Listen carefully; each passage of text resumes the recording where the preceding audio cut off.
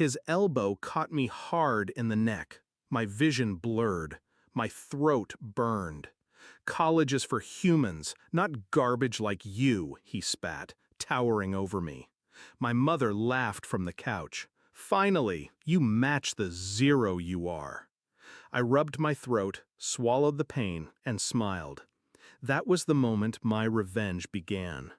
Once, I thought they were parents, protectors, people who would trade their breath for mine. But what I grew up with wasn't family. It was a pair of jailers who clipped my wings before I ever knew I had them. I was the mistake, the disappointment.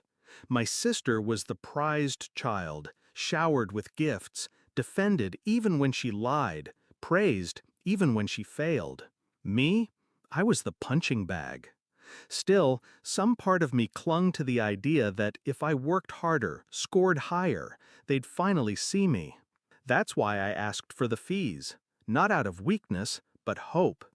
Hope, I learned that night, was a weapon they enjoyed breaking. The signs had been there for years. The hidden envelopes of money I found missing from my drawer. The birthday gifts that were always just for her. The way my mother's eyes narrowed when I brought home an A.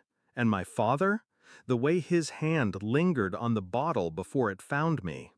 But nothing branded the truth deeper than that elbow to my throat, that laughter, that sentence. Trash, zero, garbage. I didn't argue. I didn't beg. I smiled. Because the worst thing you can give abusers isn't tears, it's silence. And in that silence, I planned. First, I stopped sharing. I worked night shifts at the corner store, tutoring kids after school, pocketing every rupee I earned. They thought I was still useless, wasting time in my room. They never asked. They never cared.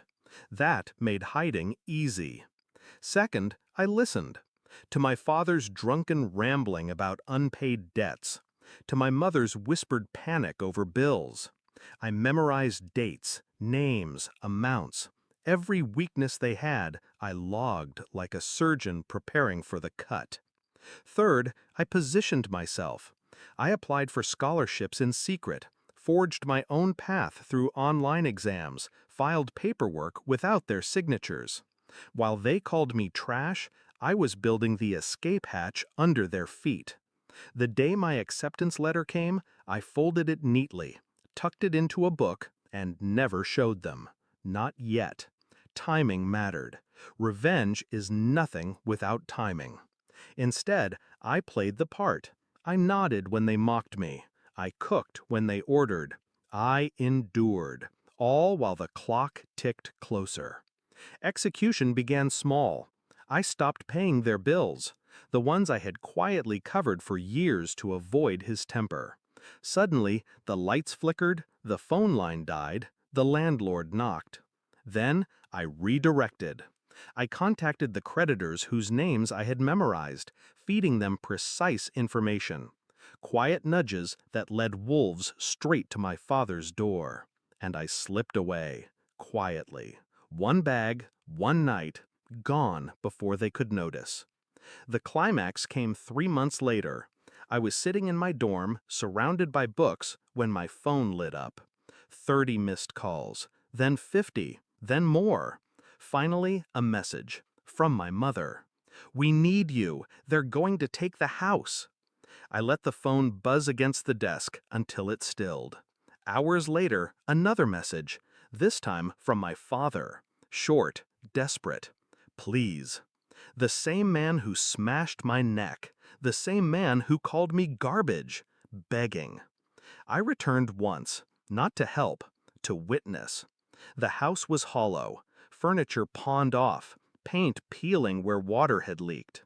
My sister's room still intact, of course, protected until the very end. My father sat slumped, eyes sunken. My mother looked smaller than I'd ever seen her. When they saw me, something flickered. Relief, expectation. "You can fix this," my mother whispered. I shook my head, calm, controlled. No, I already fixed myself. My father tried to rise, but the weight of his debts kept him chained to the chair. His voice cracked. "We're your family." I leaned close enough for him to see the steadiness in my eyes. Family doesn't make trash out of their own blood. And then I left. I never looked back. Now I study in silence. I build a life they'll never touch. The scars on my neck remind me of where I came from, but also of what I refused to become. They thought they buried me under insults, violence, and neglect. What they didn't realize was that I was roots, not garbage, and roots push through concrete. Revenge wasn't fire, it wasn't screaming, it was leaving them in the ruins they created, and walking away with everything they said I'd never have.